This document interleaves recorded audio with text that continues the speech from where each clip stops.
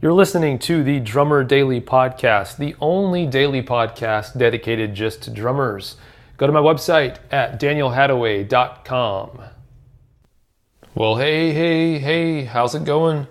Welcome back to another episode of Drummer Daily. As I promised yesterday, we are going to start a short little series of podcasts all about playing with a click track.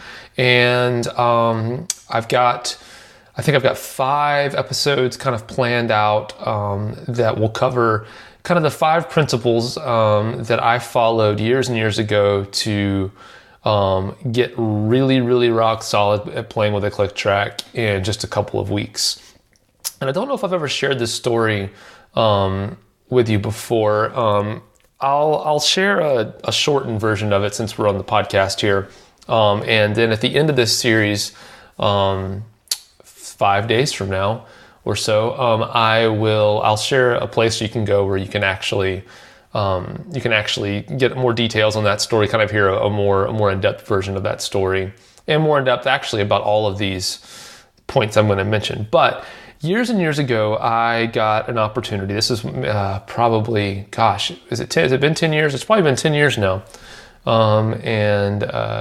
You can stop me if you've heard this, or I guess you can pause me if you've heard this, or skip it or whatever. I can't remember if I've actually shared this on the podcast before. Anyway, years and years ago, I got an opportunity to audition for this really big artist in music, big pop singer, doing big shows, the whole thing, like the dream gig, basically.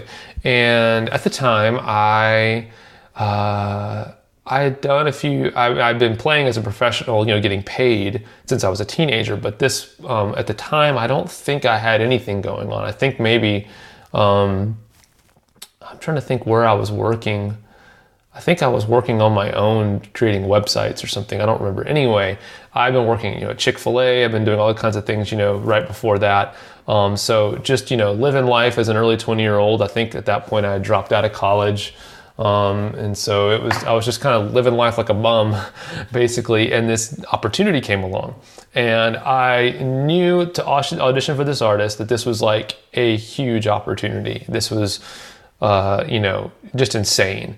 And I also knew that at this audition there were going to be, I think there were 12 total drummers auditioning, all in one day. So me and 11 other guys all auditioning. One thing I knew was that I had to that we were going to be playing with backing tracks, and as playing for a pop rock kind of artist, pop artist, they want you to be, completely rock solid, locked in with the click track. Like, they would want you to be perfect with the click. Now, as perfect can be as a human playing drums. And the problem was, before that audition, I found out about it, and it was a little over 2 weeks away. And I had played with drum machines. You got to kind of transport back, because I know a lot of people play with clicks now, but this wasn't common in like churches and things back then. There weren't click tracks in churches. There weren't backing tracks in churches. It was only professional, big time touring acts even used click tracks and backing tracks. So I didn't have much experience doing it, and there would really be no reason for me to have had much experience doing it. So I knew that in 2 weeks I had this audition where I was going to be playing with click tracks, and I had to figure out how to get there. And I basically had no choice. If I wanted to take advantage of this opportunity, I had to find a way. And through a lot of trial and error, I did find a way. And I went to the audition, and I did pretty well in the audition, I think, and I ended up getting the gig, and my life was literally changed overnight. I went from, basically living like a bum, doing nothing, to having my dream gig in just a couple of weeks. And so what I'm trying to get at is that when this opportunity came up, I did not give myself a choice in getting awesome with a click track. I had to do it, and I had to find a way, but I only had 2 weeks, and I was like, all right, how in the world can I find find a way. How in the world can I get really good at something like this that I had, not much experience with, or if I did, I wasn't necessarily very good at it. And so I kind of stumbled onto a concept, and I'm not going to share that with you now because it's kind of a whole separate thing. But I will say that, like I said before, I'm going to share a place you can go at the end of this series, a place you can learn more. Actually, some videos that I created that really walk through this a little more detail, and so you can check it out then.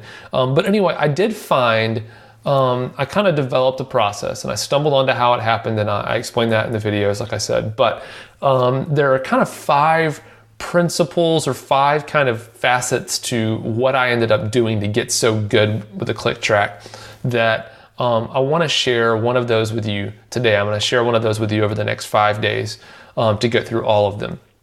But so there are kind of 5 different things that I did to get myself so good so quick, and I want to share those with you, and hopefully that will allow you to get there as well, if that's something you'd like to do. And I think the great thing about getting great with the click track is that if you're really great with the click track and comfortable, then you're actually a better drummer without a click track. You're much more consistent, and you're able to be aware of other things, how you're playing, where you're, like I mentioned yesterday, where in relation to the kind of understood beat that the whole band is playing with. Are you playing in front or behind it?